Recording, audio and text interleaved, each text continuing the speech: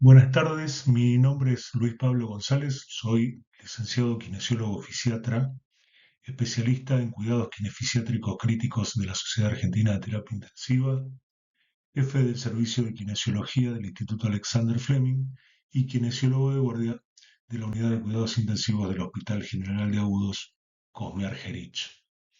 Hoy vamos a tratar el tema de la optimización perioperatoria y los cuidados críticos en una cirugía de tórax, introduciendo los conceptos de prehabilitación, el protocolo ERAS y la rehabilitación kinésica avanzada. ¿Cuáles van a ser los objetivos de esta sesión? Analizar el impacto de la prehabilitación multimodal en los resultados quirúrgicos, revisar el manejo del espacio pleural y los sistemas de drenaje actuales, abordar el manejo kinésico inmediato y la prevención de complicaciones posoperatorias. Las guías ERAS fueron redactadas por la Sociedad Europea de Cirugía Torácica, que busca, a través de una pregunta clave de cuál es el perioperatorio óptimo para los pacientes sometidos a una cirugía torácica, hace recomendaciones mediante 45 elementos que ahora los vamos a ver y deja un mensaje que una atención sistemática multimodal puede mejorar los resultados postquirúrgicos. En base a estas guías ERAS, acá están los 45 elementos a los que hacía referencia, los cuales van a estar divididos dentro de objetivos o elementos que tenemos que tener en cuenta en el preoperatorio, con niveles de evidencia y grados de recomendación marcados a la derecha, lo que va a ser perioperatorio, ¿sí? También con los grados de evidencia y los grados de recomendación, y el postquirúrgico de ese paciente para tratar de obtener mejores resultados. ¿Qué pasa cuando un paciente se tiene que someter a una cirugía torácica? Todo parte desde la pesquisa de la familia, del médico o del cuidador, ¿sí? Que va a ser el primero que va a estar en contacto con ese paciente. Va a comenzar todo un derrotero con consultas, investigaciones y estudios de riesgo-beneficio en cuanto a esa cirugía torácica. Lo va a llevar a desandar un camino de optimización de esos factores de riesgo, donde acá juega un papel importante la prehabilitación.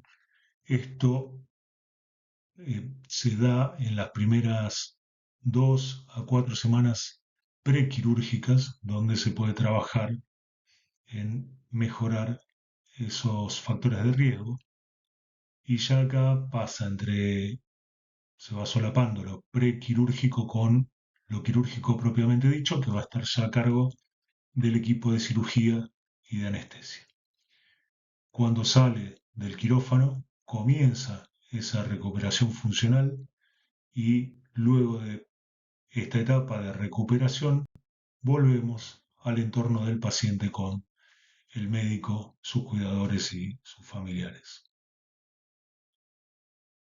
Entendemos por prehabilitación. La prehabilitación es un proceso de mejora de esa capacidad funcional del individuo para permitirle soportar un estresor inminente como va a ser la cirugía. El fundamento de esto es que la baja reserva funcional predice complicaciones, aumenta la mortalidad y prolonga la estancia hospitalaria. Decimos que es multimodal porque no se limita solamente a ejercicios aeróbicos o de fuerza, sino que a su vez se optimiza la nutrición, porque si no tenemos una buena nutrición tampoco tenemos elementos para mejorar el estado del paciente, y el apoyo psicológico para la etapa que tiene que afrontar.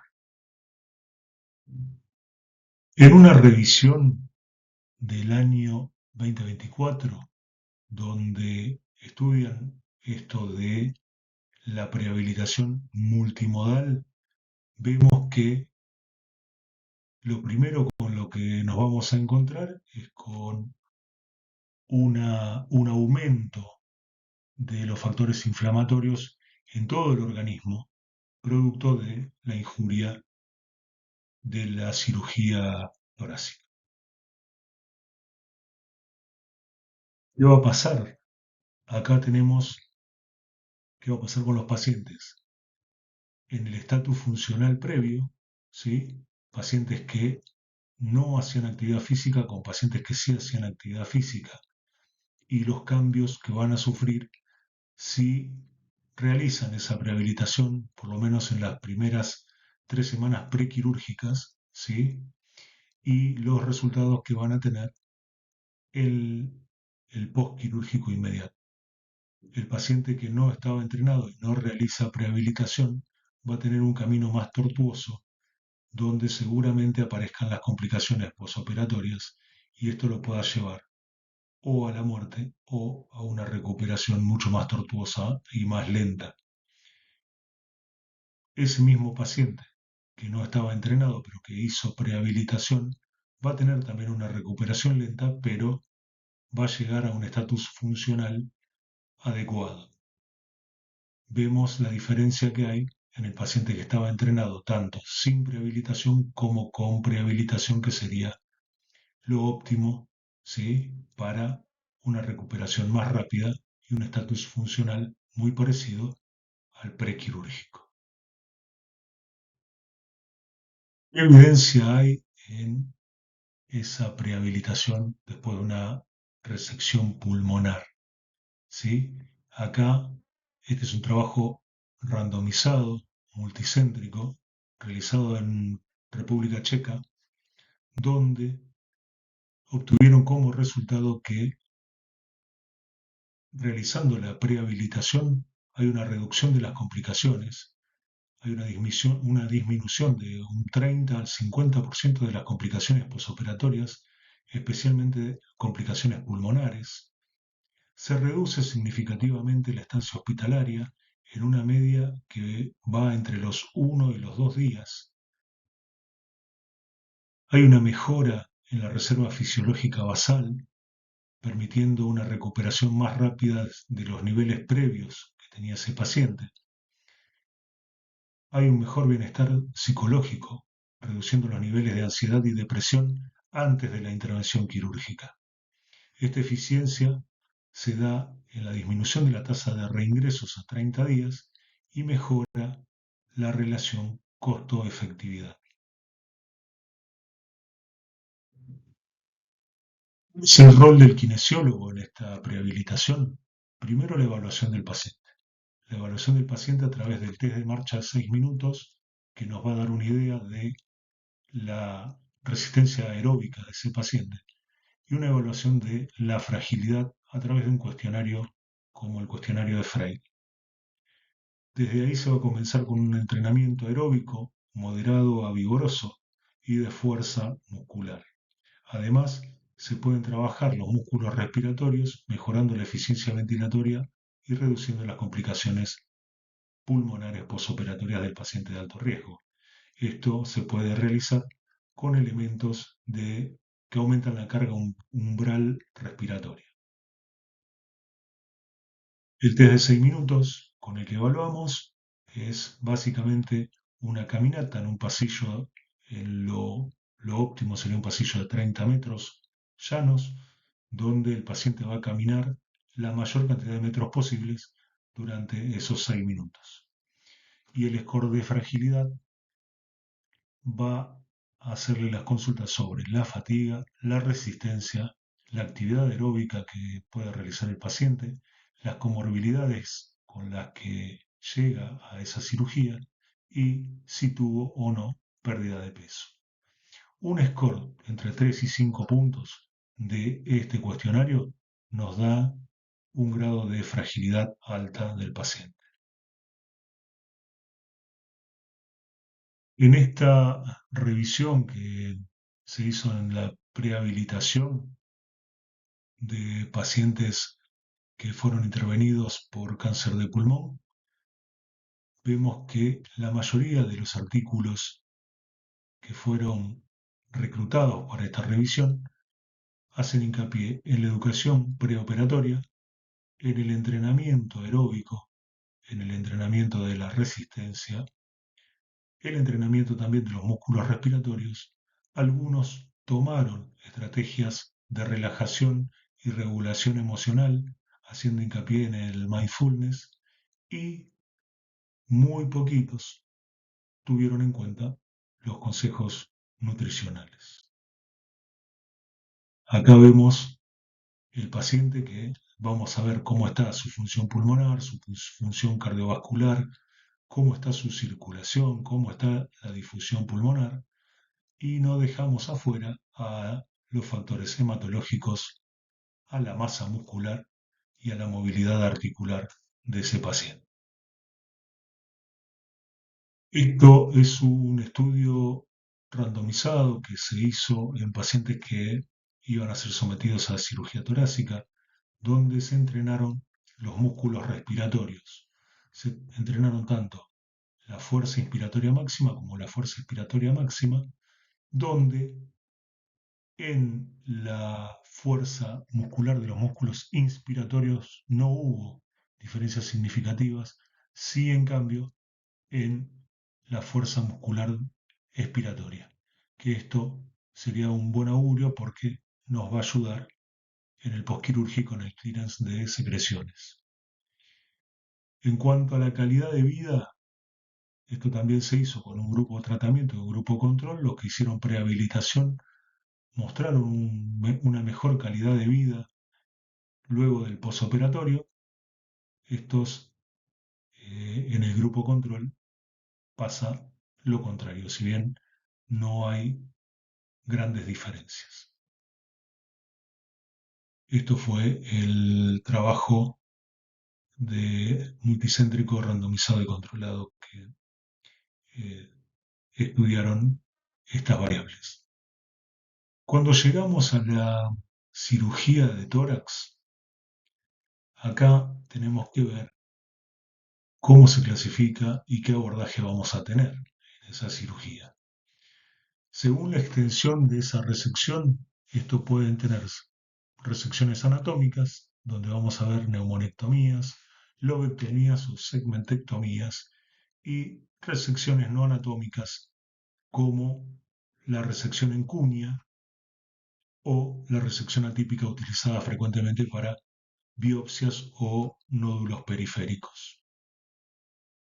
Acá tenemos gráficamente un poquito lo que sería una resección en cuña, una segmentectomía, una lobectomía o una neumonectomía. Otras intervenciones que van a influir sobre esa caja torácica son cirugías de vía aérea como una broncoplastía y resecciones traqueales, la cirugía esofágica, donde la esofagectomía va a estar asociada a una alta morbilidad respiratoria, cirugías del espacio pleural y el mediastino, como una decorticación pulmonar, una pleurodesis quirúrgica o una mediastinoscopía, o cirugías de la pared costal, como resecciones y reconstrucción de esa pared torácica. ¿Cómo vamos a ver las vías de abordaje y cómo van a influir estas en todo lo que nos venga en el postquirúrgico? Las vías de abordaje pueden ser abiertas, como una toracotomía. Estas toracotomías pueden ser posterolaterales, axilares o anteriores. Esto va a implicar un mayor dolor posoperatorio y un riesgo de complicaciones mecánicas por la sección muscular, principalmente la sección de los músculos serratos. La cirugía de tórax mínimamente invasiva va a ser a través de la toracoscopía videoasistida o VATS, y que puede ser multiportal o uniportal, y la videotoracoscopía asistida por robots, ¿sí? Donde este abordaje robótico va a tener una mayor precisión, sobre todo en la disección linfática. Estas cirugías torácicas actuales van llevando a una transición de la, si se puede evitar la toracotomía abierta, se evita para dar lugar a cirugías mínimamente invasivas como la videotoracoscopía BATS o la robótica. ¿Qué implicancias va a tener en lo kinésico? Vamos a tener menor dolor posoperatorio, pero va a persistir igual el riesgo de atelectasias por colapso pulmonar selectivo en el intraoperatorio. Cuando tenemos esta intervención quirúrgica, lo que va a estar intervenido va a ser el espacio pleural, que como sabemos en un primer momento, ese espacio entre las pleuras parietal y visceral es un espacio virtual, el cual contiene una pequeña cantidad de líquido seroso entre 0,1 y 0,2 mililitros por kilo de peso del paciente, que sirven como lubricante y acoplador mecánico entre ambas pleuras. Esto mantiene ese acoplamiento pleural, mantiene una dinámica de presiones intrapleurales que en el intratorácico van a ser negativas. Esas presiones no van a ser homogéneas, sino que en el ápex van a ser un poco más negativas que en las bases, alrededor de -8, -10 centímetros de agua en el ápex y unos -2 centímetros de agua, -2,5 centímetros en las bases. Todo esto entre la retracción elástica del tejido pulmonar y la expansión de la caja torácica van a tratar de estar en equilibrio hasta el momento de la cirugía para mantener esa presión transpulmonar. Una vez que tenemos la cirugía vamos a tener los drenajes, ¿sí? La función de esos drenajes pleurales va a ser evacuar el aire, los líquidos, los sólidos del espacio pleural o del mediastino para tratar de restaurar esa presión negativa intrapleural de la que estábamos hablando y lograr así la reexpansión del pulmón. De esta manera previene también el colapso pulmonar persistente y las infecciones a través de la formación de empiemas. Estos sistemas de drenaje, donde dijimos que el objetivo era restituir esa presión negativa del espacio pleural y evacuar el aire o el líquido, pueden ser analógicos o digitales.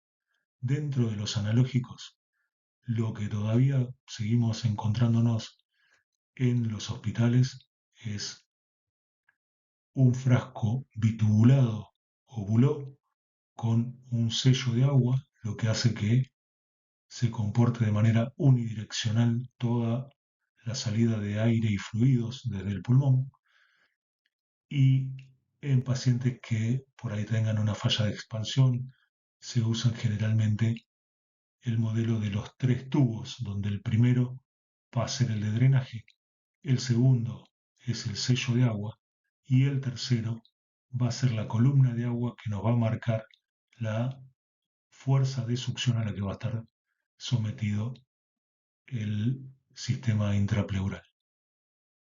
Los mismos modelos o bajo el mismo razonamiento funcionan los modelos comerciales con los que contamos en la actualidad, donde tenemos un primer compartimento que tendría la función del primer frasco, o sea, la recolección de todos los drenajes, un segundo compartimento que funciona como sello de agua y un tercer compartimento que va a ser la resistencia a esa succión, marcado también por centímetros de agua. Estos muchas veces van con una columna, ¿sí?, en centímetros de agua, con el líquido que le vamos a ingresar, o sencillamente con una perilla que nos va a marcar el grado de presión negativa a la que va a estar sometido el sistema. Así es como lo vemos a los pies de la cama del paciente y, como dije que podía haber analógicos y digitales, hay sistemas digitales donde funcionarían con el mismo razonamiento, pero la fuente de vacío está incorporada al equipo. ¿Qué vamos a lograr con esto? Mayor independencia del paciente, porque no va a tener que estar conectado a una fuente de vacío a una pared. Entonces la movilización va a ser mucho más precoz. En los sistemas de drenaje, como dijimos, los analógicos van a tener el sello de agua basado en el sistema de los tres frascos, como lo mostré anteriormente, que va a ser recolección, sello de agua y control de succión, o drenajes digitales como por ejemplo el Topaz que está en el mercado, que permite la medición objetiva de la fuga aérea en mililitros por minuto y monitoriza de forma continua el líquido drenado.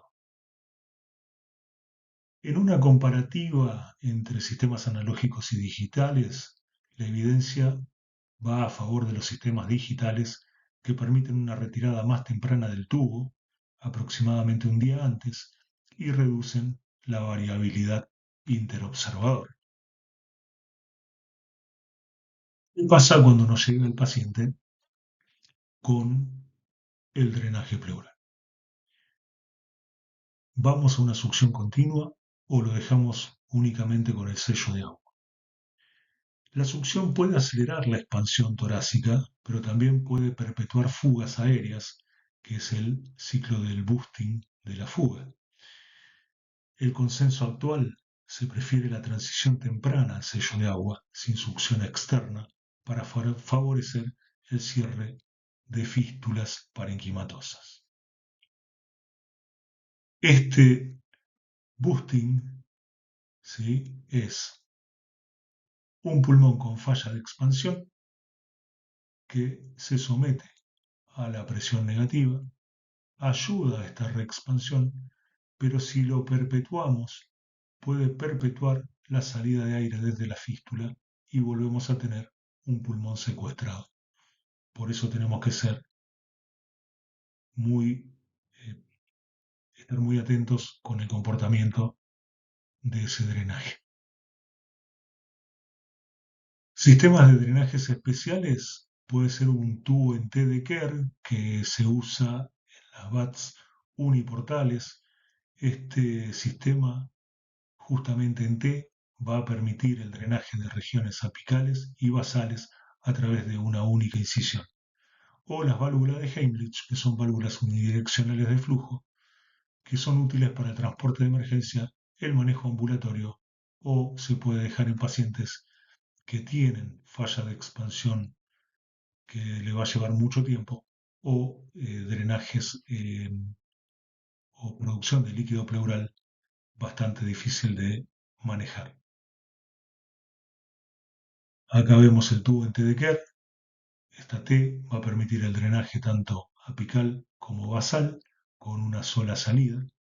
Y las válvulas de Heimlich, válvulas unidireccionales, que lo que van a permitir es la salida tanto de los líquidos como del aire, pero en la inspiración esto se va a colapsar y no va a permitir que vuelva a ingresar ni el líquido ni el aire. En el posquirúrgico inmediato, y acá entramos en los protocolos ERAS, tenemos un enfoque multidisciplinario que va a incluir la movilización temprana, el control óptimo del dolor y la nutrición precoz. Esto reduce significativamente la aparición de neumonías, de infecciones y disminuye también el uso de cuidados intensivos con la utilización de estos protocolos. El kinesiólogo, que va a hacer en este paciente crítico, enseguida vamos a trabajar con técnicas de expansión pulmonar como la espirometría incentivada y los ejercicios de respiración profunda. Vamos a sumarle técnicas de higiene bronquial como tos asistida, siempre protegiendo la herida quirúrgica durante estas maniobras, porque el aumento de esa capacidad renal funcional va a generar dolor y eso es lo que tenemos que tratar de controlar en las primeras horas. El enfoque del kinesiólogo en la unidad de cuidados intensivos: vamos a estar atentos al control estricto del dolor para permitir una fisioterapia efectiva. Esto tendría que ser realizar los ejercicios con una escala visual análoga menor a 4, cuando le preguntamos por el dolor al paciente. Vamos a integrar la rehabilitación de los músculos respiratorios en el posoperatorio para acelerar la capacidad, la recuperación de esa capacidad funcional. Y se puede usar ventilación no invasiva o CPAP si hay atelectasias mayores que no puedan resolver con fisioterapia convencional. En estos casos, donde tenemos que cuidar las presiones positivas que le vamos a dar al paciente, por ahí podemos tener algo intermedio de muy buena utilidad, como es la oxigenoterapia de alto flujo. La oxigenoterapia de alto flujo en el posoperatorio inmediato puede ser un puente entre el oxígeno convencional y la ventilación no invasiva, porque vamos a manejar o aprovechar ese mecanismo de lavado del espacio muerto nasofaringeo que genera el alto flujo. Vamos a entregarle un aire optimizado mediante humidificación y temperatura, y vamos a poder generar un pequeño efecto de presión positiva al fin de la expiración, aproximadamente unos 2 a 5 centímetros de agua. El beneficio de utilizar esta cánula de alto flujo nos puede llegar a reducir esa estancia hospitalaria en un 32% tras una resección pulmonar en comparación con la utilización de oxigenoterapia estándar. ¿Qué pasa con esa rehabilitación postquirúrgica y la movilización? Acá, siguiendo con las guías ERAS, vamos a tener una fase inmediata que va a ser entre las 0 y 2 horas post-extubación. Esto se inicia en la unidad de recuperación. Se va a posicionar al paciente en un Fowler alto, sentado a 45 o 90 grados, para optimizar la excursión diafragmática. Una vez que el paciente pasa a la sala de cuidados intensivos, desde el día 0 de la cirugía, el paciente debe comenzar con la recuperación en lo posible dentro de las primeras 6 horas postquirúrgicas. Tratar de movilizarlo, sentarlo al borde de la cama, y si la estabilidad hemodinámica lo permite y el dolor también lo permite, realizar bipedestación y transferencia a un sillón. El objetivo es que pase al menos 2 horas fuera de la cama el mismo día de la intervención quirúrgica. Luego del primer día en adelante se va a insistir sobre la deambulación activa por el pasillo con un objetivo de al menos 3 o 4 caminatas diarias, aumentando la distancia progresivamente.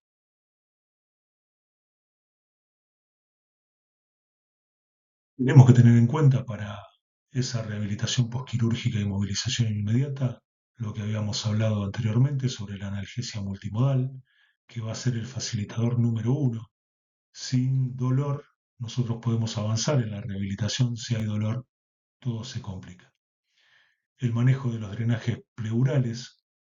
El protocolo ERAS sugiere el uso de sistemas de drenaje digital, como lo dije anteriormente.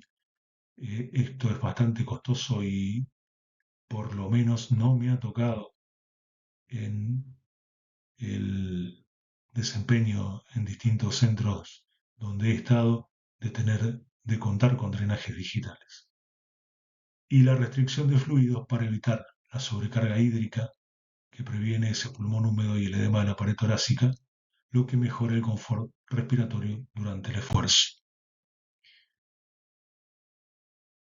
¿Qué vamos a hacer en este momento postquirúrgico inmediato?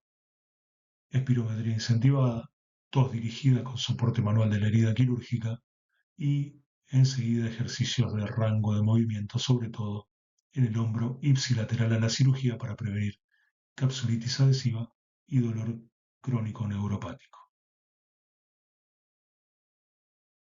¿Qué va a pasar con los drenajes pleurales? Lo que vamos a hacer es monitorearlos continuamente, ¿sí? Observar la oscilación del líquido, lo que va a confirmar la permeabilidad y los cambios en esa presión intrapleural. Vamos a estar mirando el burbujeo para ver si ese burbujeo es intermitente o continuo, para ver si hay una fuga activa o ese efecto del espacio pleural residual, ¿sí? Lo que vamos a tener como precaución es nunca pinzar el tubo excepto para el cambio de reservorio o localización de las fugas en el sistema.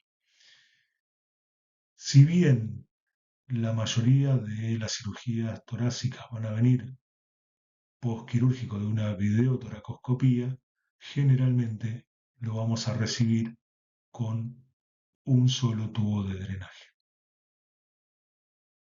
El problema del ordeño de ese tubo, sobre todo cuando vemos que ese débito viene siendo hemático y vemos por ahí algún coágulo dentro de la tubuladura, empezamos muchas veces a ordeñar ese tubo. Este proceso de ordeñe no se recomienda de rutina sin autorización expresa del equipo quirúrgico. ¿Por qué no se recomienda? Porque podemos generar presiones negativas excesivas, a veces hasta menos 400 centímetros de agua. Esto puede lesionar el tejido pulmonar y se puede generar un atrapamiento en los orificios del tubo de drenaje. Cuando aparecen las complicaciones posoperatorias. El enemigo número uno de estas complicaciones posoperatorias, además de la telectasia que ya nombramos, es la fuga aérea prolongada. Esta fuga aérea va a estar definida como esa fuga de aire que persiste entre 5 o 7 días postquirúrgicos. El factor principal que prolonga esta estancia hospitalaria, perdón, el manejo, si persiste esta fuga, es a través de una pleurodesis con parche de sangre autóloga, que es la que se prefiere sobre el parche químico por seguridad y eficacia. Otras complicaciones, como les dije, las atelectasias que ocurren hasta en el 90% de los pacientes posoperatorios, el enfisema subcutáneo, que va a ser esa colección de aire bajo la piel por mala ubicación del tubo o fugas masivas, muchas veces puede ser el desplazamiento del tubo y que quede una de las fenestras en el espacio fuera de la cavidad torácica. Y los neumotórax, atención, que este va a ser de riesgo si el sistema se obstruye o se pinza incorrectamente. Los criterios que vamos a tener para esa retirada del drenaje pleural van a ser ausencia de fuga aérea objetivada, donde va a disminuir el burbujeo a los analógicos, o vamos a tener una fuga menor a 20 mililitros por minuto en los sistemas digitales, y el umbral del volumen de drenaje. Un volumen de drenaje menor a 450 mililitros en las últimas 24 horas es seguro siempre y cuando ese líquido no sea ni hemático ni quiloso. Obviamente vamos a tener la radiografía de tórax donde vamos a controlar que ese pulmón esté reexpandido. ¿Qué conclusiones vamos a sacar y nos vamos a llevar después de esto? Es que la prehabilitación es una inversión que reduce las complicaciones y la estancia hospitalaria, y los sistemas de drenaje digitales ofrecen mayor seguridad y precisión diagnóstica, y que el manejo del kinesiólogo intensivista es clave para la movilización precoz y la higiene bronquial siguiendo estos protocolos ERAS. Bueno, muchísimas gracias y quedo a disposición para cualquier duda o consulta.